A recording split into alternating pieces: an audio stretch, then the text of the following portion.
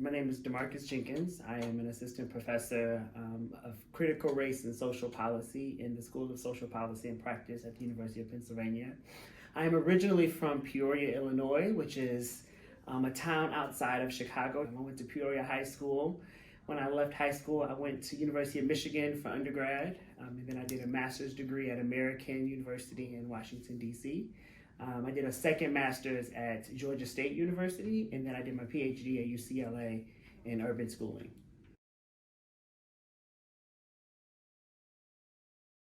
Some of the research I've been engaged in recently looks at school discipline, specifically policies around the use of school resource officers or law enforcement in schools.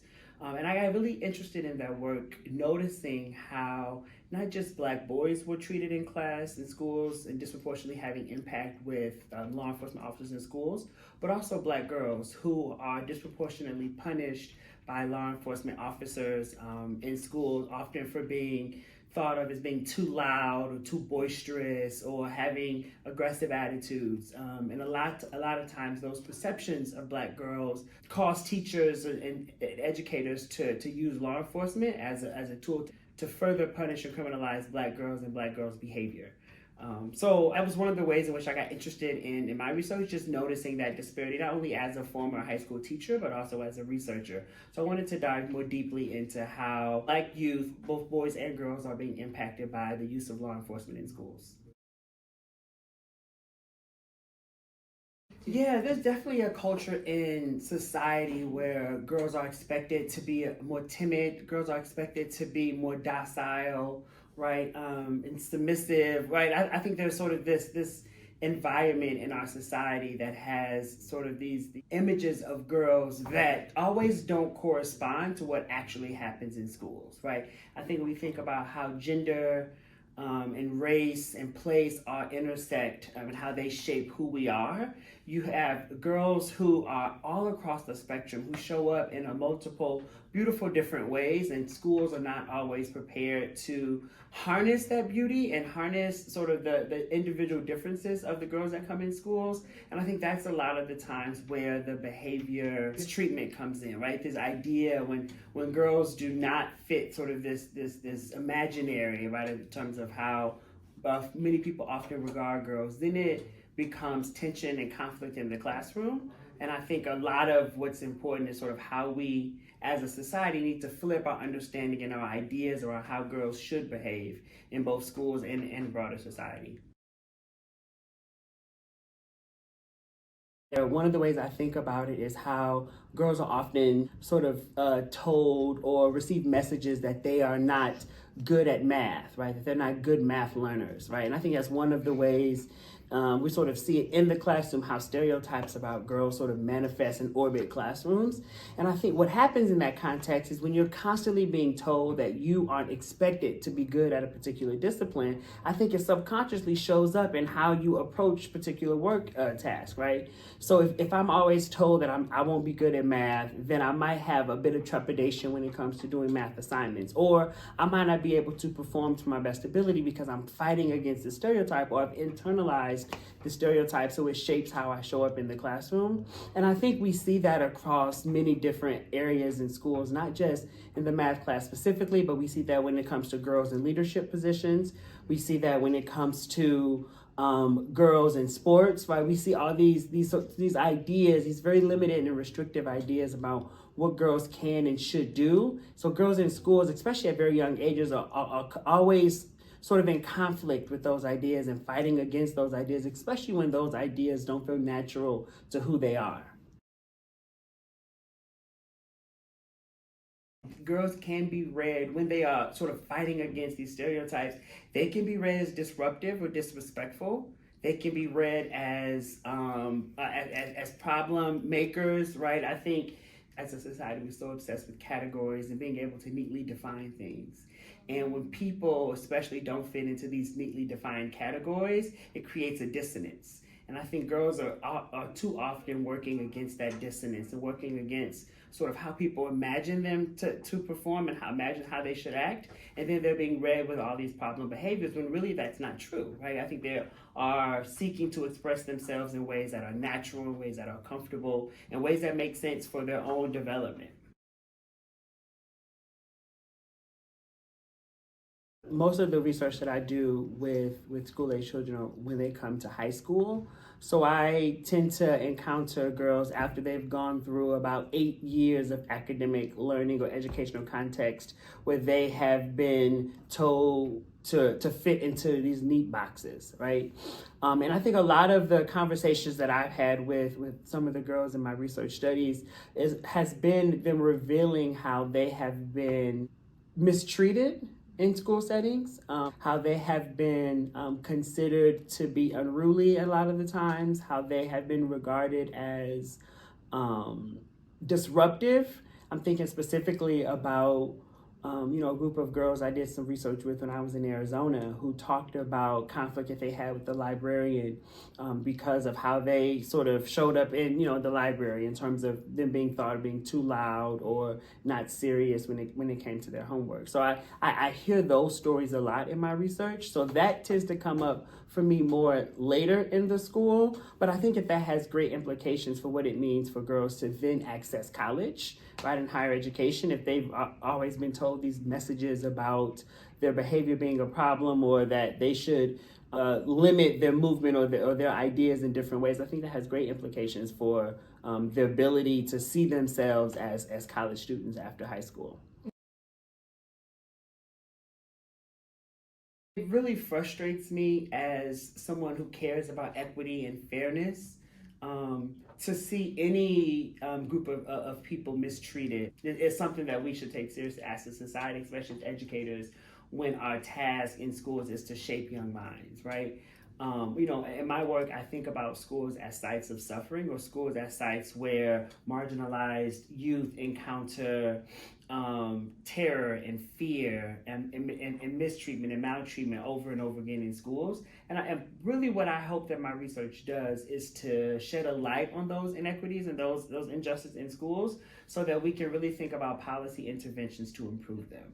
And that looks differently. I like to think about it from the classroom level to as wide as the entire school campus, even branching out into the neighborhoods, because the same students who are mistreated inside of schools are mistreated when they leave schools in their neighborhoods, and then are mistreated in every sector of life when it comes to trying to find a job, when it comes to, right, like trying to find the services they need for their families, right? So I'm always trying to shed a light on how marginalized people are encountering mistreatment and injustice and how we can use policy as a tool to remedy some of that.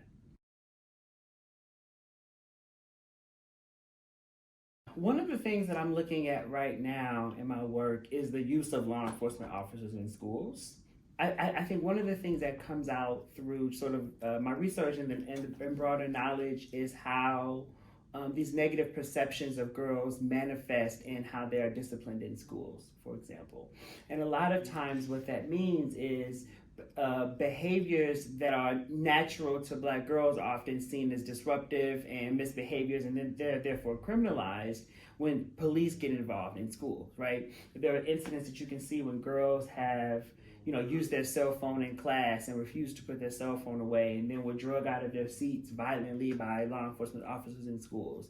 There's been incidences where the natural ways that Black girls wear their hairs have been criminalized and told that they couldn't wear their hairs in that way, and threatened that they couldn't come back to school until they cut or fix their hair, right? And we see lots of instances of that. And I think using police officers, on the one hand, it further marginalizes and disrespects girls' behavior, and also it puts them on a pipeline or a pathway to being incarcerated later in life, or to encountering systems of incarceration later in life. So that's one of the ways I think by using policy to remove law enforcement from schools, I think that addresses a piece of that equation.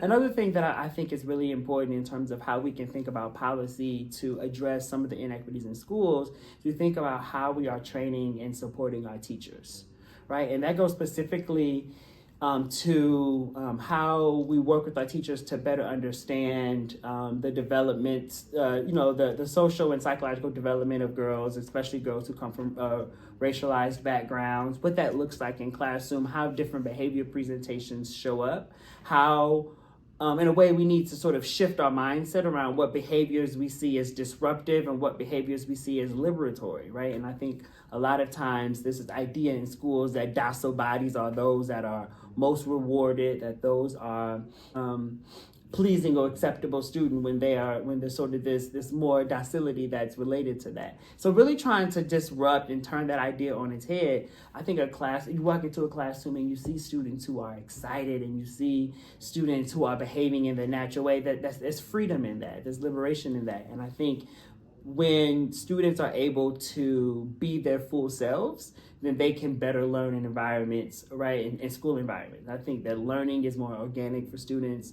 I think the socializing with their peers becomes more organic when they can be their full selves.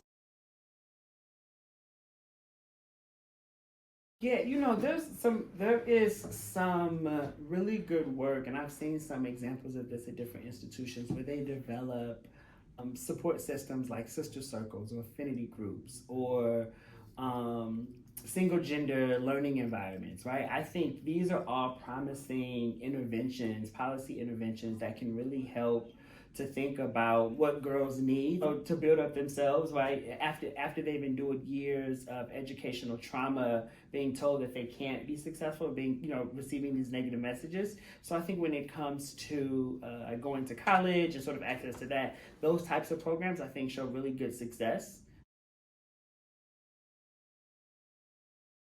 There will always be challenges when trying to implement policy from the top down. Mm-hmm. Right? Often those policies struggle to align with the realities of what's happening on the ground and the people who are really being impacted by them. So I always think that there will be challenges in trying to implement top-down policy. And I think that those challenges are compounded by this idea of policy is intended to do the greatest good for the most amount of people, right? And I think that perspective of policy always excludes people. Right. So when I try to think about sort of the failures of policy interventions, one of the things that I think about is how can we better involve the people most impacted by the policy interventions to help conceptualize and think about what are useful and effective policies that they need to materially impact their lives and their conditions, right? And I think policy that is absent the voices of people most impacted by policies will always be doomed to fail. So a lot of those top-down policy interventions that you mentioned are exactly that, and I think that they miss the mark when voices who are historically and traditionally marginalized from those conversations are not at the table to help in the development of policy and to help in the processes of implementation. I have gotten much better at celebrating the small victories, right? And I think as a field of study, education is getting better at really trying to embrace and be more inclusive to all gender representations, all forms of gender, especially to those who've been historically marginalized, right? So I think as a field, we're getting better at that, but we're not all the way there. Right, I think about students who are going through processes of changing their genders, right, and how some school policies are slow to catch up or to align with what that means when students want to change the name on their school records, right. And I think some schools are really, really progressive and are doing that right. Some school districts and jurisdictions are really doing that well. So I think there's great promise there. Right, I envision schools where, again, students can be their full selves. Where students' identities can be affirmed however students choose to identify, where equity and inclusion are at the forefront of everything that happens in schools, along with justice, right? I think those things are really, really important, and I continue to fight for and to be in community with people who are trying to transform schools to be more inclusive, to be more affirming, and to be more equitable.